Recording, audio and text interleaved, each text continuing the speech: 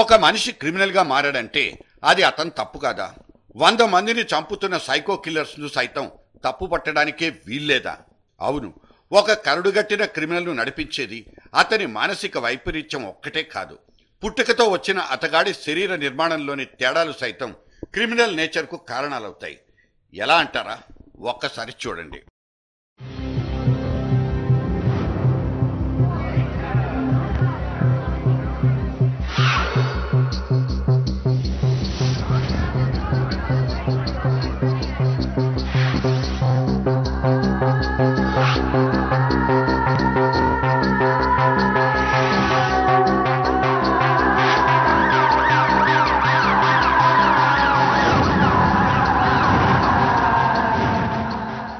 కట్టుకున్న భార్యను కడతీర్చి తండూరి పొయ్యిలో పడేసి కాల్చుకు తిన్న మొగుడు, ప్రాణం తీయడమే కాకుండా శవాన్ని ముక్కలు ముక్కలుగా కోసి సూట్ కేసులో సర్దిపెట్టి బస్టాప్లో వదిలివెళ్లిన ఇంకో అగంతకుడు, వరుస హత్యలు, సజీవ దహనాలు, సామూహిక మానభంగాలు. ఇది ఇవాళ మన ముందు కనిపిస్తున్న క్రిమినల్ కల్చర్.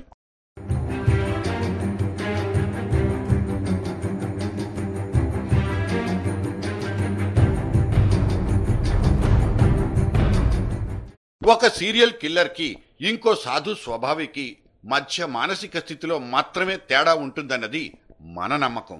కానీ వాళ్ళ మెదడు నిర్మాణం కూడా వాళ్ళ స్వభావాన్ని, ప్రవర్తన తీరును నిర్దేశిస్తుందని మీకు తెలుసా? ఎస్, నేరగాళ్ల మస్తిష్కాల్లోని ఒక ప్రత్యేకమైన అమరిక వల్లే వాళ్లలో ప్రాణభయం, పాపభీతి తగ్గిపోతుందంటూ ఒక పరిశోధన తేల్చిపారేసింది.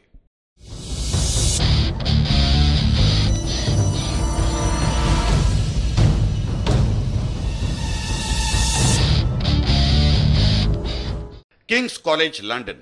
ఇక్కడ సైంటిస్టులు క్రిమినల్ మెంటాలిటీ మీద చాలా డీప్గా ఒక రీసెర్చ్ చేయాలనుకున్నారు. దారుణ హత్యలు, మానభంగాలు లాంటి తీవ్రమైన నేరాలకు పాల్పడ్డ మొత్తం 44 మంది మెదళ్లను స్కాన్ చేసి చూశారు.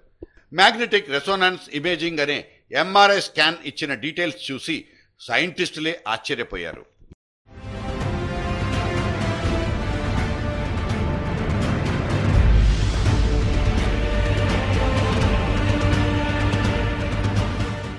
మామూలు మనుషుల మెదళ్లకు, నేరస్తుల మెదళ్లకు అంతర్లీనంగా కొన్ని స్పష్టమైన తేడాలు కనిపించాయి.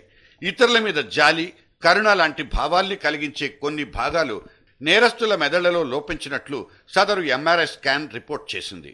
ఇతరుల భావోద్వేగాల్ని అర్థం చేసుకునేందుకు తోడ్పడే ఒక ఊదా రంగు లిక్విడ్ కూడా క్రిమినల్ బ్రెయిన్స్ లో మిస్ అయినట్లు గుర్తించారు. 100 మందిలో కనీసం ఒక్కరి మెదడులోనైనా ఇటువంటి విచిత్రమైన నిర్మాణం ఉంటుంది. ఇటువంటి మెదళ్లున్న వాళ్లే యాంటీ సోషల్ బిహేవియర్తో సమాజం మీద భౌతిక దాడులకు దిగుతారు. తోటి మనుషులతో పైశాచికంగా ప్రవర్తిస్తారు కూడా. వీళ్ళు ఇతరుల్ని అభిమానించరు, నీతి నియమాల్ని అస్సలే లెక్క చేయరు. కనీసం పాత అనుభవాల నుంచి దేన్ని నేర్చుకునే ఎబిలిటీ కూడా వీళ్లకు ఉండదు. కానీ ఇదంతా వీళ్ల తప్పు కాదు.